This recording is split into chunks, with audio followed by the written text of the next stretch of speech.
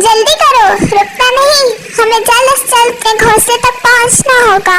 तेज तेज हवाएं चलने लगी और जल्द ही इन हवाओं की रफ्तार में शिद्दत आने लगी और बहुत तेज तूफान आ गया। अचानक हवा में एक उड़ती हुई चीज आई और एक चिड़िया को जा लगी और वो पीछे गिर गई। वो अपने घोंसले से अलग हो गई। दरख्त पर जोर से टकराने की वजह से वो बेहोश हो गई। एक बहुत तेज बारिश शुरू हो गई और जब बारिश के कतरे चिड़िया पर गिरे तो उसे होश आ गई, मगर अब बहुत देर हो चुकी थी। बाकी परिंदे उससे बहुत दूर जा चुके थे।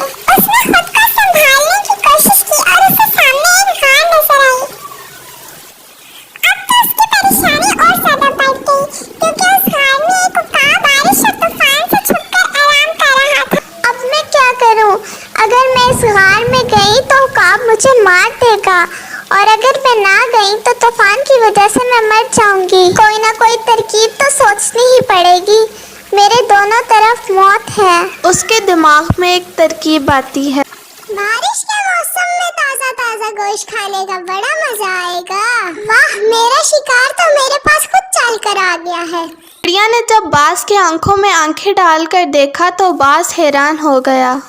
मैं तुम्हारा शिकार बनने के लिए नहीं, बल्कि खुद तुम्हारा शिकार करने के लिए आई हूँ। परिंदों की मलिका बनने के लिए मैं 9 बाज और 10 सांप मार चुकी हूँ। अब तुम आखिरी बाज हो। ये सुनकर बाज ऐसा गायब हुआ जैसे गधे के फंसे सींग। बाज डर के एक दरख्त में छुपा हुआ था कि उसके पास एक बंदर आया। उसने उससे पूछा, क्या हुआ बाज मियां, बारिश से इतना डर क्यों लग रहा है?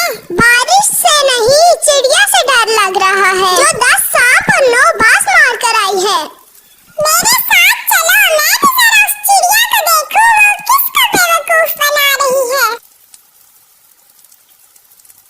चिड़िया बंदर और बाज को अपनी तरफ आते हुए देख लेती है और जो ही वो उसके पास पहुंचते हैं तो वो गुस्से से कहती है, क्या मैंने तो तुम्हें 2 बंदर लाने के लिए कहा था। चलो अब देखना मेरा कमाल, मैं इस बंदर को बिना डुगडुगी के कैसे नचाती हूँ। ये सुनकर बंदर फौरन वहाँ से अपनी जान बचाने के लिए भाग निकला।